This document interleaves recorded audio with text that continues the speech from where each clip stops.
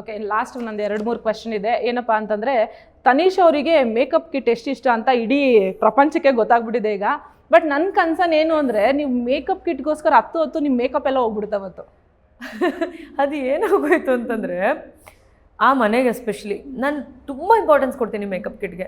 ನನ್ನ ಅಸಿಸ್ಟೆಂಟ್ಗೆ ಹೇಳ್ತಿರ್ತೀನಿ, ಆ ಕಡೆ ಈ ಕಡೆ ಏನೂ ಆಗಬಾರ್ದು. ನಾನು ಹಿಂಗೆ ಮತ್ತೆ ಜೋಡಿಸೋದಕ್ಕೆ ಕೂಡ ನಾನು ಅವ್ರಿಗೆ ಕೊಡಲ್ಲ. ಹೇಳ್ತಿರೋದು 2 ಲಕ್ಷನೋ 2.5 ಲಕ್ಷ ಏನೋ ಪ್ರಾಡಕ್ಟ್ ಇದೆ ಅದರೊಳಗಡೆ, ಅಂಥದ್ದು ಏನೇನಿದೆ ಅಂತ ತನಿಷಾ ಇದೆ ಇದೆ. ಏನು ಗೊತ್ತಾ, ಮೇಕಪ್ ಕಿಟ್ ಅಂದರೆ ನನಗೆ ಆಲ್ರೆಡಿ ಪ್ರೀತಿ ಜಾಸ್ತಿ.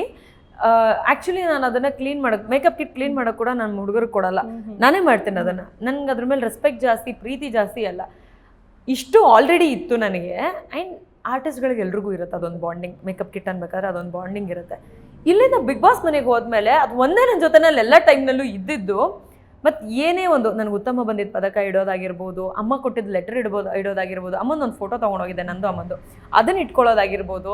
ಮತ್ತು ನನಗೇನಾದರೂ ಕವರಲ್ಲಿ ತನಿಷಾ ಅಂತ ಹೇಳ್ಬಿಟ್ಟು ಟ್ಯಾಬ್ಲೆಟ್ಸ್ ಕಳಿಸಿದ್ರೆ ಆ ಕವರ್ಗಳನ್ನ ಇಟ್ಕೊಳ್ಳೋದಾಗಿರ್ಬೋದು, ಎಲ್ಲನೂ ಅದೊಂದಿತ್ತು. ಮತ್ತು ಪ್ರತಿ ಸಲ ನನಗೇನಾದರೂ ಎಕ್ಸ್ಪ್ರೆಸ್ ಮಾಡಬೇಕು, ಮನೆಯಲ್ಲಿ ಯಾರೂ ನನ್ನ ಮಾತು ಕೇಳಿಸ್ಕೊಳ್ಳಲ್ಲ ಅನ್ನೋದು ತುಂಬ ಇತ್ತು. ಪ್ರತಿ ಸಲ ನಾನು ಹೋಗಿ ಎಕ್ಸ್ಪ್ರೆಸ್ ಮಾಡ್ಕೊಂಡಿದ್ದು ಆ ಮೇಕಪ್ ಕಿಟ್ ಮುಂದೆ. ಸೊ ಅಲ್ಲಿ ಹೆಂಗಾಗೋಯ್ತು ಅಂತಂದರೆ, ನನ್ನೊಂದು ಬಾಯ್ ಫ್ರೆಂಡು ಅಥವಾ ನನ್ನ ಹಸ್ಬೆಂಡು ಅನ್ನೋ ಒಂದು ನಂಟು ಬೆಳೆದ್ಬಿಡ್ತು ನನಗೆ.